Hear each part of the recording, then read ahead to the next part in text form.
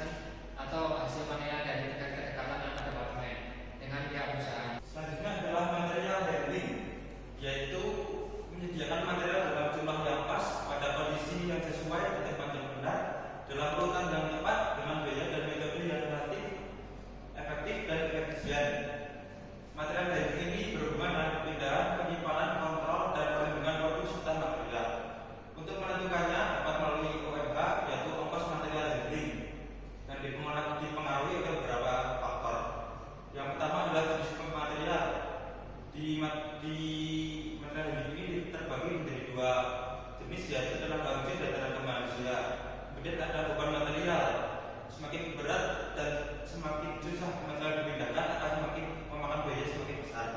Kemudian ada jarak tempuh, semakin jaraknya semakin jauh maka biaya akan semakin banyak diperlukan. Untuk mengukur jarak dapat melalui beberapa cara.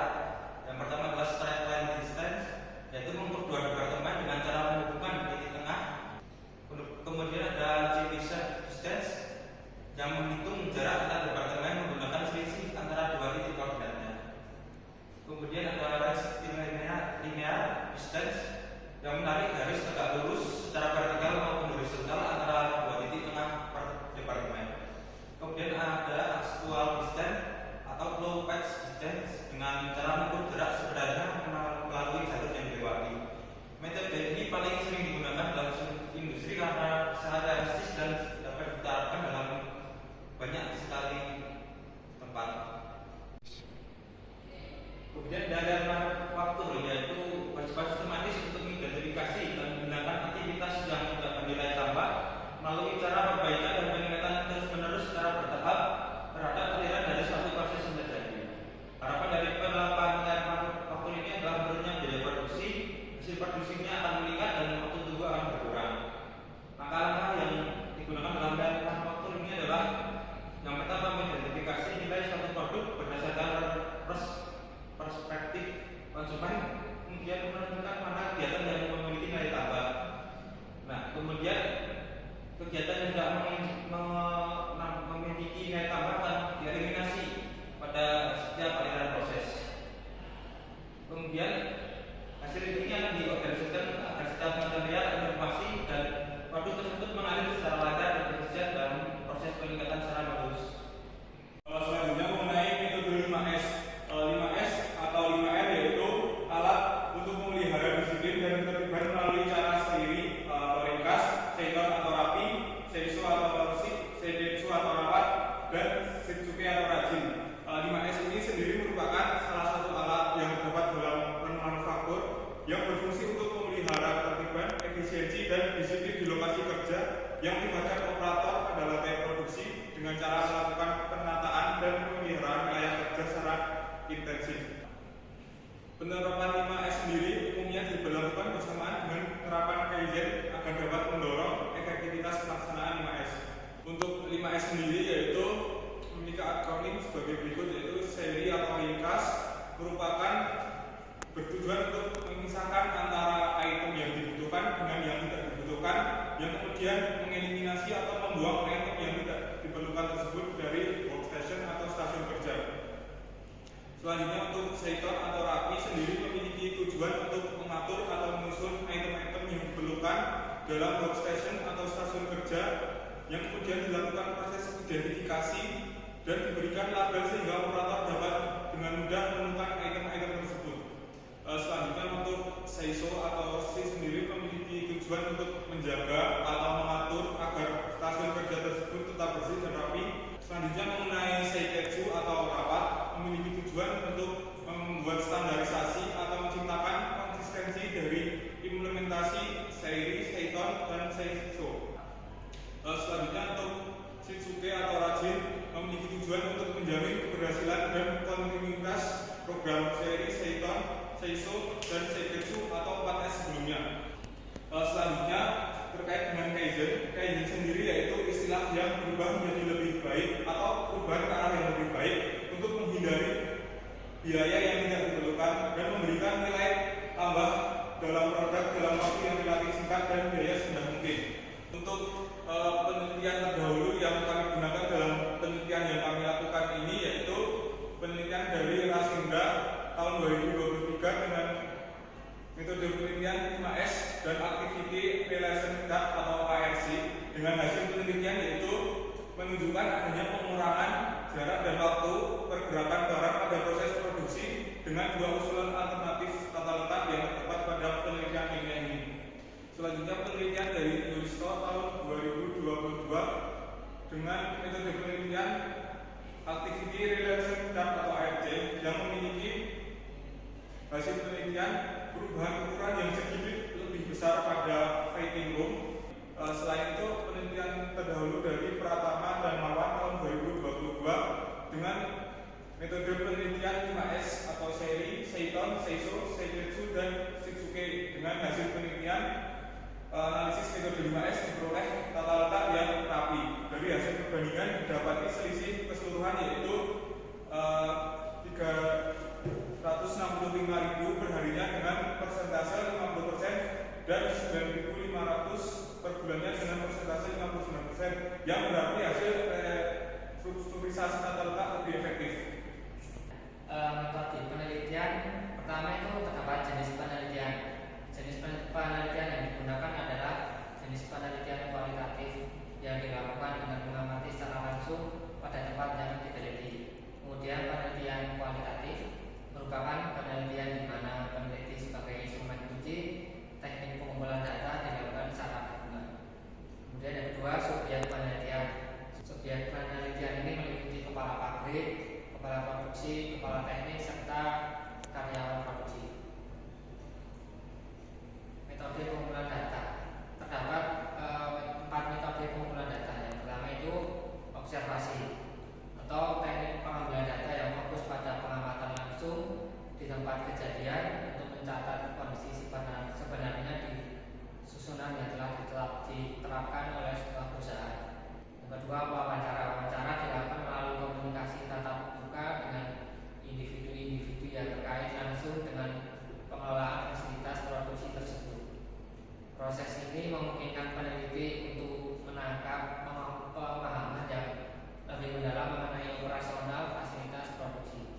Selanjutnya yaitu dokumentasi. Pengumpulan data yang menggunakan dokumen-dokumen, catatan, bahan tertulis lainnya yang berkaitan dengan susunan fasilitas produksi.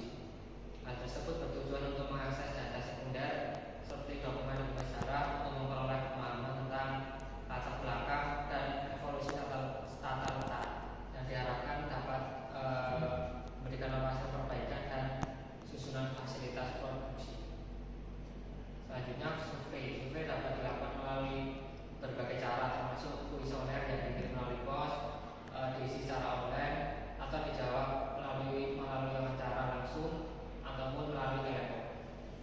Selanjutnya adalah metode penelitian yaitu analisis data, activity relationship chart (ARC), yaitu alat yang digunakan untuk memvisualisasikan hubungan antara berbagai aktivitas atau area dalam tata letak fasilitas produksi. Visualisasi tersebut melalui identifikasi aliran bahan, pergerakan pekerja, dan interaksi antar area kerja. Langkah yang pertama yaitu pencatatan semua departemen yang ada, kemudian membuat alasan kedekatan antar departemen sebagai bahan penetapan kode derajat ARC. Setelah kode derajat ARC dibuat, kemudian dilakukan evaluasi dan minta pertimbangan dari berbagai pihak terkait. Selanjutnya mengenai metode penelitian pendekatan 5S. Metode 5S sendiri digunakan untuk mengatur dan membersihkan area kerja dalam fasilitas produksi. Adapun tahapan pengolahan data untuk penerapan 5S yang bisa didapat adalah sebagai berikut, yaitu yang pertama perancangan metode 5S, selanjutnya yang kedua yaitu sosialisasi metode 5S, selanjutnya yang ketiga yaitu penerapan metode 5S, selanjutnya yang keempat yaitu evaluasi dan penerapan metode 5S. Selanjutnya metode Kaizen. Kaizen lebih tepat disebut sebagai budaya perusahaan ini karena Kaizen didasarkan pada komunikasi dan kerjasama di antara seluruh elemen perusahaan. Untuk menerapkan Kaizen dapat dilakukan langkah sebagai berikut. Yang pertama itu melakukan analisa performa saat ini. Melakukan analisis terhadap performa dengan menggunakan performa operasial sebagai panduan dalam melakukan analisis. Melakukan sikap kritis ketika melakukan analisa, kemudian membuat perubahan yang berdampak dan bertahan lama. Yang kedua, memikirkan dari hal kecil. Yang ketiga, menciptakan lingkungan kerja yang saling mendukung. Menciptakan lingkungan kerja yang saling mendukung antara anggota tim satu dengan anggota tim lain, serta membuat mereka merasa nyaman mengenali titik kelemahan. Keempat, jangan terpaku pada kesempurnaan. Kelima, mengakui kesuksesan. Kemudian ada yang manufaktur, di mana data yang dikumpulkan dalam penelitian ini adalah waktu proses produksi, penimbangan limbah yang terjadi di lantai produksi, tata letak awal, ukuran fasilitas di lantai produksi, kemudian frekuensi perpindahan yang terjadi di lantai produksi, dan kegiatan produksi yang terjadi di lantai produksi. Tahapan yang dilakukan dalam penelitian ini dibagi dengan pemborosan mendesain ulang tata letak fasilitas dan membuat standar operasional prosedur yaitu SOP.